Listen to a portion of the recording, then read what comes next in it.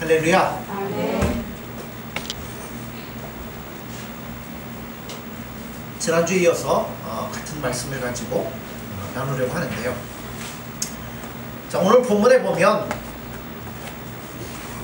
양의 우리를 들어가는 두 종류의 사람이 있습니다.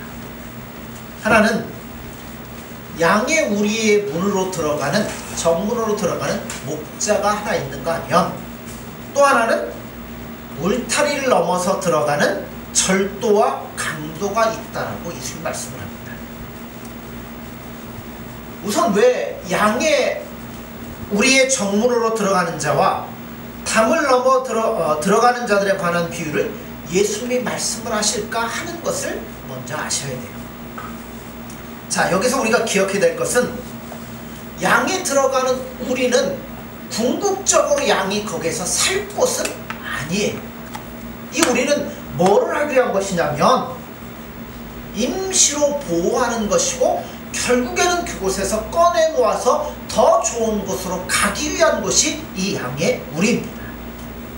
자, 3절에서 5절을 제가 한번 읽겠습니다. 문지기는 그를 위하여 문을 열고 양은 그의 음성을 듣나니 그가 자기 양의 이름을 각각 불러 인도하여 내느니라. 자기 양을 다 내놓은 후에 앞서가면 양들이 그의 음성을 아는 고로 따라오되 타인의 음성은 알지 못하는 고로 타인을 따르지 아니하고 도리어 도망하느니라. 양의 우리가 궁극적인 집이거나 천국은 아니라고 제가 분명히 말씀드렸어요. 이곳은 잠시 가두어두는 것입니다. 임시적인 방편이에요. 그래서 악한 짐승으로부터 보호하기 위해서 그렇게 임시적인 우리가 필요하기도 하지만, 이 우리는 다른 것으로, 다른 의미로 생각을 해보면 영원히 머물 곳이 아니라 더 좋은 곳을 향하여서 나가야 될 곳이라는 것을 묘사해주고 있다는 겁니다. 자, 16절에도 보실래요? 16절에 보면 또 이 우리에 들지 아니한 다른 양들이 내게 있어 내가 인도하여야 할 터이니 그들도 내 음성을 듣고 한 무리가 되어 한 목자에게 있으리라. 자, 이 말씀을 비춰보면 양이 두 무리가 있어요. 하나는 우리 안에 들어가 있는 무리가 있고, 또 이 우리 안에 들어가 있지 않는 또 다른 양의 무리가 있다라고 말씀합니다. 자, 그러면 두 무리는 어떤 무리냐면, 일단 우리 안에 들어와 있는 양들은 누구를 뜻하냐면 이스라엘을 상징합니다. 그리고 사상적인 면으로 보자면 유대주의적인 사상을 말하는 겁니다. 이 유대인들은 이스라엘이라는 이름으로 한 울타리가 되어 있는데, 그것이 이스라엘 한 대로 묶어 보호하고 지키고 있었습니다.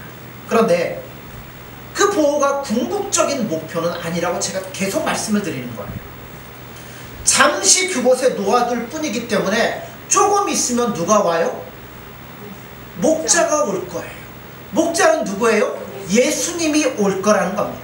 그러면 예수님이 그 안에 있는 양들을 불러낼 터인데, 그 안에 속해 있는 이 양떼들 가운데서 그의 양들은 그의 음성을 듣고 따라갈 것이다 라고 말씀을 하고 있습니다. 자, 예수님 목자라고 말씀해요. 그러면 이와 반대되는 사람이 또 하나 있죠. 문으로 안 가고 담을 넘어 들어가는, 그렇죠, 유대인 지도자들은 문으로 들어가지 않고 담을 넘어 들어가는 강도요 이 절도자라고 묘사를 하는데, 왜 예수 그리스도께서 오신 것에 대해서 이들이 반대를 할까요? 문제의 답은 한 가지입니다. 왜 그들이 예수를 믿지 않고 예수님을 반대했느냐 하면, 그것은 유대주의자들이기 때문에 그렇다는 거예요. 유대주의라는 것은 다른 말로 하면 이거예요. 유대인들은 뭐가 있죠? 무슨 사상? 선민사상. 선민사상이 뭐예요? 하나님께서 자기들을 택하셨다는 거죠. 왜 택했을까요? 자기들 스스로는 뭔가 우리들과는 다르기 때문에 하나님께서 우리를 택하셨고 우리에게 말씀을 주셨고 우리는 그것을 지킬 수 있는 힘과 능력이 당신들과는 다르게 있습니다 라는 우월주의가 유대인들에게는 있다는 거예요. 이게 유대주의 사상이에요. 그래서 너희들과 다른 존재이기 때문에 하나님 우리를 특별하게 선택하셔서 하나님의 백성 삼았다는 자신감이 그들에게는 있습니다. 그게 맞을까요? 예수님은 이렇게 말씀합니다. 너희들의 생각은 틀렸다. 왜냐하면 너희들은 문으로 들어가지 않고 있다는 겁니다. 제가 말씀을 드렸는데요. 자, 도대체 그럼 양의 우리는 뭐고 문은 뭐고 목자는 뭘까요? 일단 양의 우리, 울타리는 뭐라고 생각하시냐면 유대주의라고 생각을 하십시오. 그리고 문과 목자는 누구냐면 예수님이라고 생각을 하세요. 그러니까 예수님 전에는 뭐라고 생각하냐면 율법이라고 생각하면 맞을 것 같아요. 자, 우리가 이스라엘 백성이라고 생각을 해봅시다. 이스라엘 백성이라는 울타리로 우리를 묶어 놓으셔서 일단 다른 데 빠져들지 않도록, 이방신을 섬기거나 이런 거 하지 않도록 우리 가운데 놓아두는 것을 우리가 그 역할을 하는 겁니다. 또 하나 생각되는 게 뭐냐면, 여러분, 우리가 구원받는 것은 우리의 능력입니까? 예수님의 은혜입니까? 자, 울타리가 보호하지만 이 보호하는 것이 완전하지 못하다는 것을 우리는 알고 있다는 거죠. 그렇기 때문에 결국 여기에서 우리를 꺼내놓기 위해서 누가 오시는 거예요? 예수님이 찾아오셔서 우리를 불러내시고 인도하신다는 겁니다. 그런데 이 문제를 유대인들이 오해를 하기 때문에 뭐를 안 찾냐면, 문으로 오신 예수님을 찾지 않고 자기들이 뭐 하는 거예요? 우리는 스스로 할 수 있다라고 울타리를 스스로 넘어 다니는 강도와 절도자가 되어버리고 말았다는 겁니다. 근데 우리는 알죠. 우리는 우리 힘으로 안 된다는 걸 알기 때문에 예수님밖에는 답이 없다는 것을 알고 예수님으로 인하여 그 출구를 갖게 되었다는 것을 성경이 우리에게 말씀해주고 있다는 겁니다. 유대인들이 율법을 받았을 때 맨 처음으로 오해한 것은 아까도 얘기했던 것처럼 우리는 그래도 뭘 갖고 있냐면 율법을 갖고 있다는 생각이에요. 유대인들이 생각했던 율법이라는 것은 이런 거예요. 그래도 우리가 지킬만 하니까 누가 주신 거예요? 하나님 우리 율법을 준 거 아니냐. 우리가 지킬 수 없으면 주지 않았을 텐데 지킬만 하니까 우리에게 주셨을 거라고 생각하는 겁니다. 여기에는 우리가 남과는 다른 존재니까 율법의 요구가 있고 줄만 하니까 하나님은 우리에게 주었을 것이라는 생각이 그들로 하여금 스스로 우월감 속에 빠져들도록 만들었다는 겁니다. 그런데 여러분, 성경은요, 율법을 지키라고 준 적이 있다고 말씀하지 않아요. 목사님, 그럼 율법 지키라고 준 거 아닙니까? 아니에요. 율법에 대해서 우리가 맨 처음 기억해야 되는 게 뭐냐면, 율법을 준 가장 큰 이유는 모든 입으로 할 말이 없도록 만들도록 하기 위해서 하나님이 우리에게 율법을 주신 거예요. 로마서 3장 19절에 보면 이런 말씀이 있습니다. 우리가 알거니와 무릇 율법이 말하는 바는 율법 아래에 있는 자들에게 말하는 것이니 이는 모든 입을 막고 온 세상으로 하나님의 심판 아래에 있게 하려 함이라. 그러니까 율법은 지키라고 있는 게 아니라 그 율법을 통해서 우리가 하나님 앞에 얼마나 모자란 존재인가를 깨달으라고 있는 거예요. 하나님이 요구하는 것에 비해서 우리는 얼마나 가치가 낮고 연약한 존재인가를 깨달으라고 눈금 같은 역할을 하는 게 뭐냐면 율법이라는 겁니다. 그래서 우리가 나중에 깨닫는 게 뭐예요? 우리는 아무것도 못하는 죄인이구나. 난 이렇게 연약한 죄인이구나. 그 사실을 확인하는 거예요. 자, 예를 들어서 시험을 치렀는데 몇 점인가 하면 율법이라는 걸로 시험을 치렀더니 몇 점이에요? 아니에요. 빵점도 아니에요. 마이너스입니다. 왜냐하면 아무것도 못 풀고 시험지라도 내면 뭐예요? 몇 점이에요? 빵점이에요. 근데 시험지 줬더니 뭐 했어요? 다 구겨갖고 던져버렸어요. 그러니 이거는 빵점도 아니고 마이너스라는 겁니다. 율법을 준 가장 큰 이유는 하나의 확인 작업이에요. 뭔 작업이냐면 로마서 5장 20절에 보면 율법이 들어온 것은 범죄를 더하게 하려 함이라 라고 말씀해요. 율법을 준 이유가 뭐냐면 범죄를 더하게 하려고. 그래서 뭐를 드러내려고요? 죄를 더 드러내도록 하기 위해서 율법이 주어졌다는 겁니다. 그럼 율법이 하는 일이 도대체 뭘까요? 로마서 7장을 읽다 보면 바울의 한 가지 고백이 나옵니다. 그가 하는 고백이 이거예요.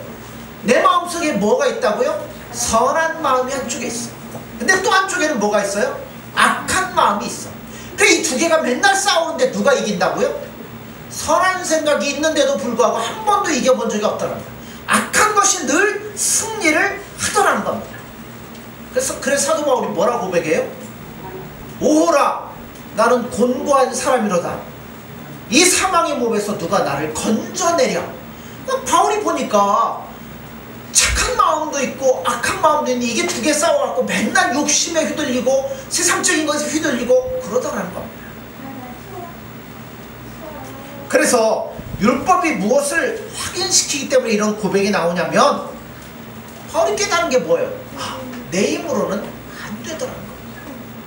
해봐야 늘 욕심을 따라가게 되고 욕망을 따라가게 되어서 결국은 나에게 선한 것이 아무도 없고 나는 부족한 것 투성이더라. 이 고백이 뭘 통해 나오면 율법을 통해서 이 고백이 나올 수밖에 없다는 겁니다. 그러니까 율법 어떻게 보면 상당히 부정적이에요.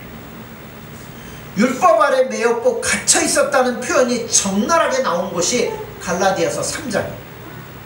갈라디아 3장에 보면 믿음이 오기 전에 우리는 율법 아래 매인 바 되고 계시될 믿음의 때까지 갇혔느니라.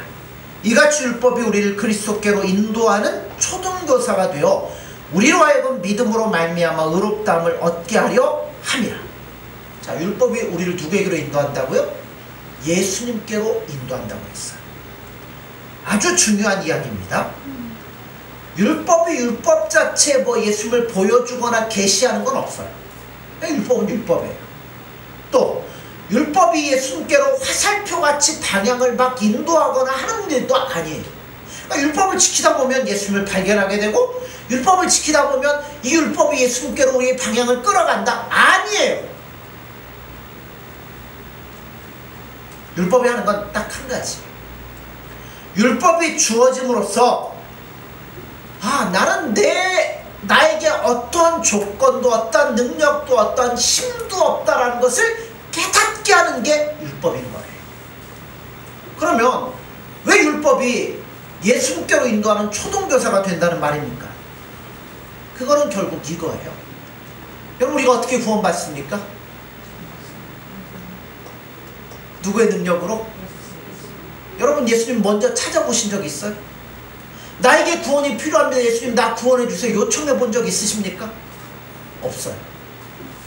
아무도 없는데 언제요? 나도 모르는 새 예수님이 내 마음을 녹이시고 나를 만지시고 나에게 찾아오셔서 나를 변화시켜서 나에게 구원을 주셨다는 거예요. 그래서 구원은 나로부터가 아니라 결국 누군가 제3자의 손길이 아니면 안 된다는 것을 깨닫게 하는 게 율법이라는 겁니다. 자, 울타리, 유대주의, 율법 이게 안 되니까 누가 오시는 거예요? 예수님 오셔서 불러내신다는 거예요. 그런데 유대주의자들은 율법이 우리에게 주어졌으니까 이거는 뭔가 우리가 지킬 만한 능력이 있으니까 힘이 있으니까 이것을 깨우쳐서 행하면 된다라고 생각을 했어요. 그렇게 되면 여러분, 이건 잘 생각하셔야 돼요. 우리가 예수님 믿으면서 내가 열심히 노력하고 애쓰고 수고해서 뭔가를 하면 될 것이다 라고 생각하는데 이거는 부차적인 문제예요. 누가 똑같아질 수 있냐면 유대주의자들하고 똑같아질 수 있어요. 내가 깨우치고 내가 행하고 내가 애쓰고 내가 수고하고 내가 뭔가를 노력해서 한다는 것은 아무리 괜찮은 것이라 할지라도 근거와 힘이 누가 되는 거예요? 내가 되는 거예요. 이거는 성경의 말씀과 정반대예요. 바로 이게 유대주의. 근데 이거는 구원에 관한 문제예요.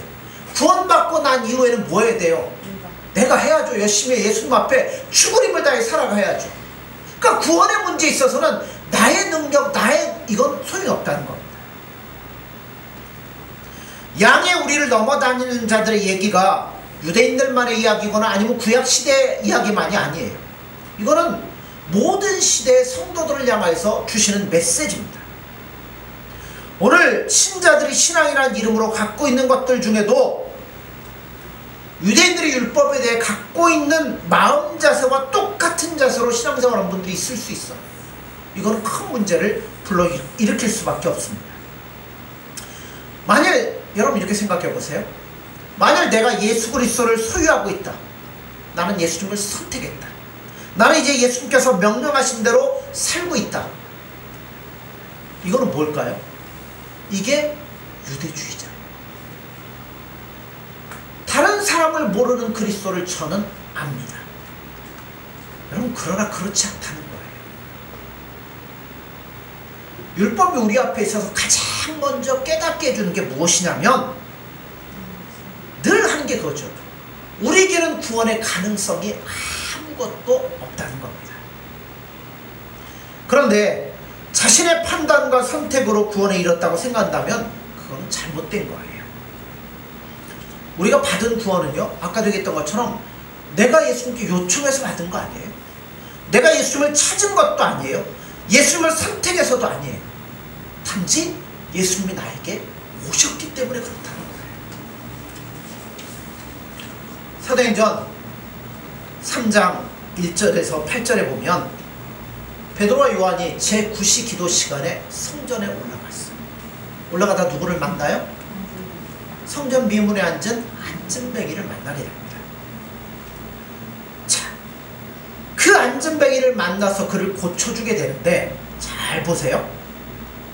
안진뱅이가 하나님을 믿었거나 예수 그리스도의 힘을 의지했다는 것 있습니까? 없어요. 단지 뭐만 얻으려고? 네, 돈 조금 얻어보려고 쳐다보고 있었습니다. 그런데 베드로와 요한이 그를 보면서 야, 너 믿음이 있느냐 물어봅니까? 안 물어봐요.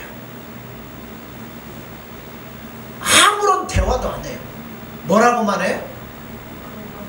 내게 있는 것으로 내게 주노니 나사렛 예수 그리스도의 이름으로 걸으라, 이 얘기밖에 안 했다는 거예요. 찾지도 않았고 요청도 안 했는데 뭐 한 거예요? 일어나서 걷게 되었다는 거예요. 여러분, 구원도 마찬가지입니다. 우리가 하나님 몰라요. 어떻게 알겠습니까? 예수님 몰라요. 그런데 예수님 나에게 찾아와 주셔서 나에게 은혜를 베푸시고 나를 건져 하나님의 귀한 자녀 삼아 주셨다는 겁니다.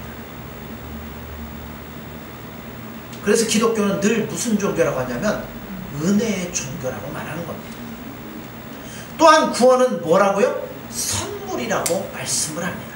그러므로 기독교는 늘 자신이 무엇을 했다고 하는 생각과 끊임없이 싸우셔야 된다는 거예요. 그리스도는 항상 인간의 힘과 능력으로는 불가능하다는 전제 위에 예수님이 소개되고 있는 거예요. 바로 이것에 대한 근거가 창세기 5장에 등장을 합니다. 창세기 5장에 보면 아담의 계보는 이러하니라면서 아담의 계보를 쭉 적어놨어요. 근데 거기 보면 이 쭉 후손들이 나오는 대충 몇 살씩 살아요? 900세 이상씩을 살아요. 거기 보면 아담은 셋을 낳은 후 800년을 지내며 자녀를 낳았으며 그는 930세를 살고 죽었더라.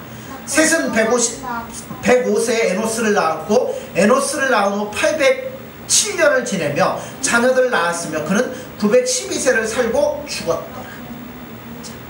아담의 자손들은 모두 900살을 넘게 살았습니다. 그러나 이 기록의 목적은 900세를 넘게 살았다는 데 목적이 있는 게 아니에요. 목적이 어디에 있어요? 결국 죽었더라. 죽었다는 데 목적이 있어요. 창세기 5장에 죽었다는 기록은 몇 장의 결과로 나온 거냐면 3장의 결과로 나온 거예요. 3장에 뭐가 나와요? 아담과 하와가 선악과 따먹고 타락하는 사건이 나옵니다. 성경은 타락한 자에게, 그래서 뭐가 우리에게 온 거예요? 사망이 찾아오게 된 겁니다. 하나님과 무관한 자고 생명의 근원인 그분으로부터 잘려나가게 되었다라고 성경은 선포를 하는 거예요. 이것은 생물학적인 죽음 이전에 영적인 죽음인 거예요. 믿는 자들에게 가장 좋은 것은 누구로부터 오는 거예요? 예수님으로부터 우리에게 다 주어진다는 겁니다. 그런데 이런 것을 공급받을 수 없는 모습이 되어버렸다는 거예요. 왜요? 영적으로 죽었으니까, 사망에 이르니까 이런 것들을 공급받을 수 있는 모든 것들이 끊어져 버리고 말았다는 겁니다. 그리고 영원한 형벌에 빠져들게 되었다라고 성경은 말씀하는 겁니다. 그런데 재밌는 기록이 나와요. 5장을 쭉 읽다 보면 문득 이런 기록이 나옵니다. 누가 등장을 해요? 에녹이라는 사람이 등장을 해요. 에녹은 다 뭐 900몇 살을 살고 죽었더라 하는데 에녹은 뭐 했어요? 예, 죽지 않고 하늘나라로 갔습니다. 이 에녹에 대해서 살펴봐야 될 게 있어요. 에녹이 왜 죽지 않았을까요? 그가 하나님을 믿었기 때문입니다. 그런데 여러분 보세요. 좀 더 깊이 들어가 보자는 거예요. 그가 왜 하나님을 믿었을까요? 어떻게 하나님을 믿었을까요? 그 시대에 다 보면 그릇된 일들하고 자기들 마음대로 살고 막 이러는데 어떻게 에녹은 그 가운데서 하나님을 믿었을까요? 왜? 자, 하나님의 은혜라는 걸 우리가 놓치고 있기 때문에 에녹이 특별해서 하나님을 찾은 게 아니에요. 하나님께서 그에게 은혜를 주시고 그를 인도해 주시니까 그 하나님을 온전하게 믿게 되었고 동행하게 되었고 죽음을 보지 않고 하늘나라로 올라간 겁니다. 에녹의 인간적인 능력이 아니에요. 그의 힘이 아니에요. 도무지 설명될 수 없는 방법으로 하나님이 그를 인도하셨기 때문에 그렇게 됐다는 겁니다. 그렇기 때문에 율법은 우리를 완전히 소금에 절인 채소같이 만들어주는 거예요. 배추, 여러분 김장 담글 때 소금물에 담그면 어떻게 돼요? 그 뻣뻣하던 게 누글누글해져 버리잖아요. 마찬가지예요. 우리가 율법 앞에서 자신이 허물어지지 않고서는 누가 동원될 수 없냐면 예수님이 동원될 수가 없어요. 이 율법은 모든 입을 막고 하나님의 심판 아래로 들어가 있다는 것을 확인시켜주는 작업을 율법이 한다는 겁니다. 그게 안 되면 여러분 예수님께로 우리를 이끌어가지 못하는 거예요. 그런데 오늘 본문 속에서는 유대인 지도자들이 안 절어졌어요. 그러니까 자기들이 뭐 한다는 거예요? 내 힘과 내 능력으로 율법을 지키고 뭘 하면 나는 가능성이 있다는 겁니다. 아니에요. 오히려 그러니까 누굴 몰아내버려요? 예수님을 몰아내버리잖아요. 아, 예수 필요 없습니다. 누가 하겠다고요? 내가 합니다. 그러므로 신앙생활에 있어서 가장 큰 위험이 뭐냐면 예수 그리스도를 아무런 좌절 없이 만나는 거예요. 정말 내가 깨지고 낮아져가지고 그 밑바탕에서 정말 예수님이 필요하다는 걸 알고 나온 자들이 아니라면 여러분 내 힘으로 내 예수님 찾고 이러고 나왔다면 내 힘 무너질 때 누구도 무너지는 거예요? 예수님도 무너져버리고 마는 거예요. 결국 신자란 내 힘으로 여러분 어떻게 나왔어요? 잘 돼가지고 난 막 떼부자가 돼 있는데 예수님이 찾아오셔갖고 나를 막 예수님께로 인도했습니까? 성경에 보세요. 누가 그런 자가 있어요? 아브라함도 고향 다 떠나고 버려야 되잖아요. 야곱은 어때요? 온갖 어려움들을 다 겪잖아요. 요셉 어떻습니까? 감옥에 갇히고 영혼이 찾고 매일 정도 어려움을 겪고 난 후에 그런 인물로 성장을 하죠. 그러니까 결국 뭐냐면 예수 그리스도를 어디에서 만나요? 좌절 속에서 만나는 거예요. 다시 말해서 100% 자기 포기되어진 상태에서 예수님을 만나야 된다는 겁니다. 자포자기라는 것은 내가 나를 버린다는 뜻이 아니에요. 왜냐면요, 우리 어디에서 만난 거예요? 버릴 것도 없는 낮아진 자리에서 이제는 예수님밖에 없습니다 하고 나온 거잖아요. 바로 거기서 예수님을 만나면 예수님도 우리에게 찾아오시는 거예요. 그렇잖아. 난 예수님밖에 없습니다. 나에게는 소망도 없고요, 나에게는 힘도 없고요, 나는 이걸 해나갈 능력도 없어요. 예수님이 아니면 나는 시체와 똑같습니다. 그러니 예수님을 얼마나 소망하겠어요? 얼마나 사랑하겠어요? 그때 예수님이 찾아오시는 거예요. 그 외의 방법으로는 예수 그리스도를 만날 수도 없고 만나면 뭐 하게 되는 거예요? 담 넘어가는 거하고 똑같다는 거예요. 자, 다시 창세기로 돌아가 봅시다. 5장에 에녹 이야기가 나오고 6장에 가면 무슨 사건이 나오죠? 누가 나오죠? 6장에? 노아 얘기가 나와요. 노아는 모든 인간들이 홍수 가운데 죽는 형편 가운데서 유일하게 뭐예요? 노아의 가족만 살아났습니다. 그럼 노아가 왜 살아남았을까요? 야, 조금 있으면 홍수가 올 거다. 하나님 말씀을 믿었기 때문이에요. 그죠? 그런데 이 말씀도 맞지만 에녹처럼 한 걸음 더 들어가자는 거예요. 노아가 어떻게 하나님의 음성을 들을 수 있었으며 어떻게 믿음을 가질 수 있었나를 보여주기 위해서 노아의 사건이 등장하는 거예요. 보세요. 아무도 안 믿잖아요. 그 많은 인원가. 그리고 다 뭐 했어요? 결국 물에 잠겨가지고 다 죽었어요. 근데 어떻게 노아만 믿었을까요? 노아만 어떻게 살았을까요? 아까도 얘기한 것처럼 노아의 능력, 노아의 힘이 아니라는 거죠. 전적으로 하나님께서, 예수님께서 그를 강권적으로 간섭하시고 끌고 나가셨기 때문에 모두가 죽는 상황에서 노아의 가족은 살아날 수 있었다는 겁니다. 하나님의 은혜라는 걸 강조하는 거예요. 이런 노아심과 더불어 분명히 하나님의 놀라운 은혜 제3의 손길이 있었다는 것을 증명해 주시는 거예요. 그러면서 등장하는 이제 조금 더 뒤에가 등장하는 사람이 누구냐면 아브라함이에요. 믿음의 조상, 그럼 누가 나와요? 아브라함이잖아. 그래서 구원과 믿음에 관한 한은 항상 아브라함이 등장을 합니다. 신약성경도 누구부터 시작돼요? 아브라함의 이름부터 시작돼요. 분명히 보면. 그런데 자, 우리는 아브라함을 어떤 사람으로 보죠? 네, 믿음의 조상. 근데 제가 누누이 말씀하는 것처럼 아브라함이 처음부터 믿음이 좋았던 거 아니에요? 이 건져서 이쪽에 갔다 오면 또 뭐예요? 슬그머니 빠져나가고 슬그머니 엉뚱한 짓하고 그럴 때마다 누가 오셔요? 하나님께 찾아오셔서 하늘을 봐라, 바닷가의 모래를 봐라, 내가 이렇게 할 거다. 그러면서 뭘 하시는 거예요? 아브라함을 간섭하시고 만드셔서 믿음의 조상의 반열까지 끌어올리신다. 누가 하신 거예요? 하나님이 예수님이 하시는 거예요. 근데 많은 사람들은 그렇게 아브라함을 볼 때 그냥 믿음의 조상이라고만 하지 간섭하시는 하나님을 안 봐요. 그러니까 아브라함 그럼 뭐밖에 생각 안 해요? 믿음이 좋아가지고 하나님 이삭 바치자고 할 때 이삭 바쳤다. 그러니까 우리도 뭐 하자고요? 하나님이 뭔가를 요구할 때 나도 뭔가를 드리고 뭔가를 바치자. 그러면 하나님 뭐 하실 거라고요? 축복해 주실 것이다. 이게 얼마나 위험한 신앙입니까?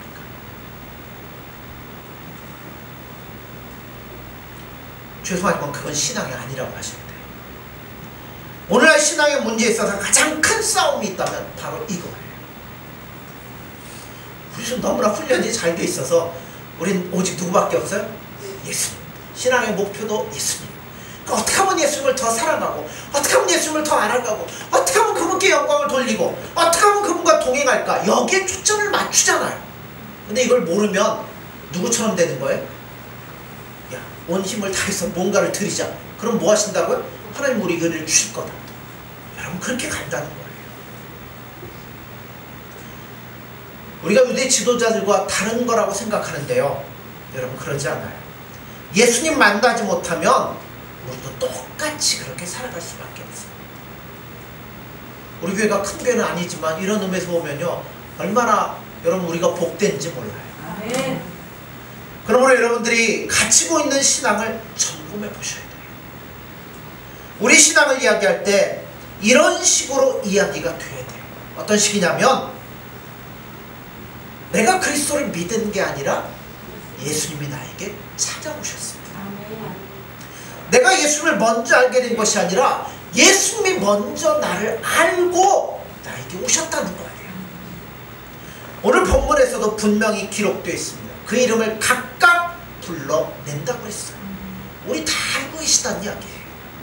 예수님께서 오셔서 우리를 찾아내시고 불러내시고 인도해 내신다는 겁니다. 그러니까 아까 얘기했던 것처럼 이스라엘이란 우리 안에 있는 이스라엘 백성들 가운데도 예수님 불러내지만 그 안에 없는 또 양떼들이 있다는 거예요. 그게 누구예요? 우리들이잖아요.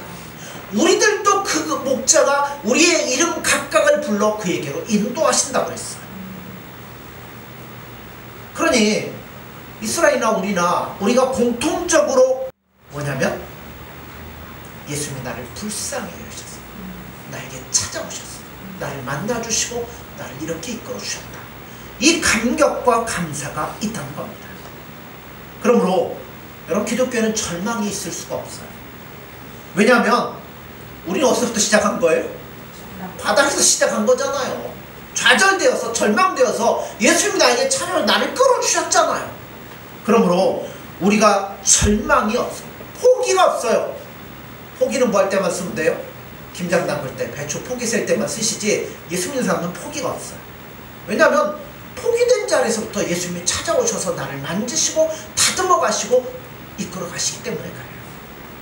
그래서 신자란 원래가 희망이란 전무한 상태에 있을 때 예수님이 나에게 찾아오셔서 나를 만져주시고 나의 모든 것들을 고쳐주시고 이끌어주셔서 이제는 예수님 손 붙잡고 한 걸음 한 걸음 떼어놓기 시작하는 게 믿음이고 시작인 거예요. 신앙인 거예요. 그러니 좌절할 게 뭐 있습니까? 누구 붙잡고 가면 돼요? 예수님 붙잡고. 어려운 거 모든 거 다 뭐 하면 돼요? 예수님 앞에 맡겨놓고 나는 예수님 의지하며 기쁨으로 따라가면 되는 거예요.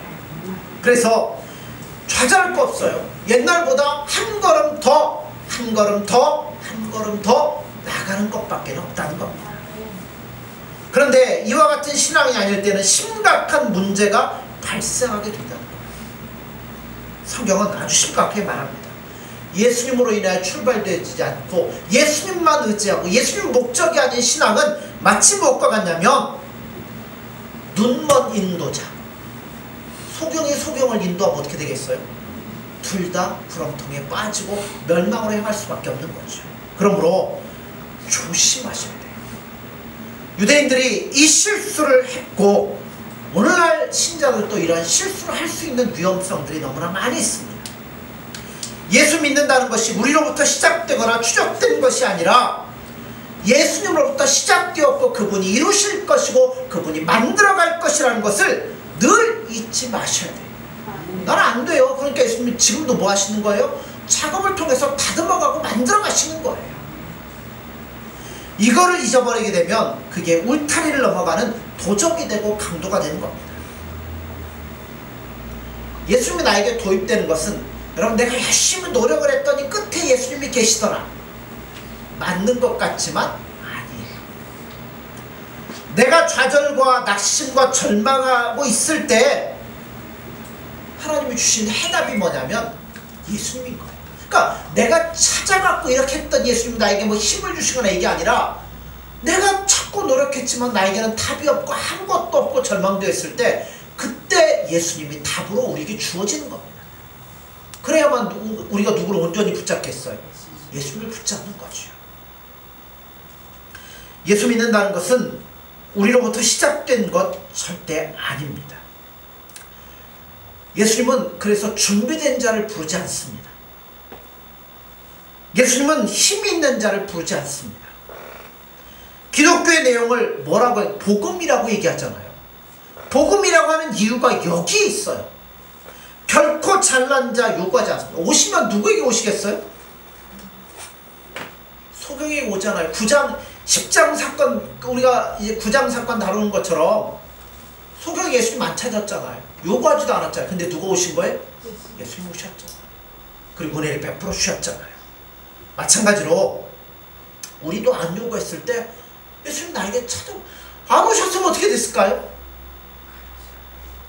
안 오셨으면 오늘 같은 날 다 여러분 뭐 하시면 돼요? 밖에 나가 등산하고 뭐하고 근데 마음대로 사는겠죠. 근데 예수님은 나에게 찾아오셨잖아요. 내가 지금 어떻게 사는가 그건 중요한 게 아니에요. 이건 나중에 2차적인 문제죠. 나에게 찾아오셔서 나를 만지셨고 나에게 예수님이 있다는 것을 알게 하셨고 그래서 이 자리에 불러주셨다는 겁니다. 그러므로 여러분 내가 신자다운가 하는 것을 점검할 때 뭘로 점검하시냐면 내가 지금 얼마나 열심을 내고 있냐, 내가 예수님 앞에 얼마나 떳떳하냐 그걸로 점검하시면 안 돼요. 노력, 내 능력 이거 갖고 아니에요. 나 혼자로서는 구원을 얻을 수도 없고 누군가 누군가가 도와줘야 된다는 인정하는 마음이 있느냐 없느냐를 체크하셔야 돼요. 성도가 갖고 있는 늘 넘어지는 문제가 뭐냐면 바로 나를 근거로 한 신앙을 갖고 있기 때문에 넘어지게 되고 실패하게 되는 거예요. 아니에요. 우리는 예수님 앞에 예수님 기뻐하는 뜻대로 못 살 때가 너무나 많아요. 늘 실수하고 넘어지고 그 또 예수님 앞에 나와서 회개하고 또 예수님 구하고. 그러나 한 가지만 잊지 않으면 돼요. 누구요? 예수님. 그래서 나로 인한 이 신앙을 갖고 있으면 여러분 굉장히 불행해질 수밖에 없어요. 나만 불행해지는 거 아니에요. 누구까지 불행시키려면 다른 사람까지 불행하게 만들 수 있습니다. 그러므로 여러분 정리하셔야 돼요.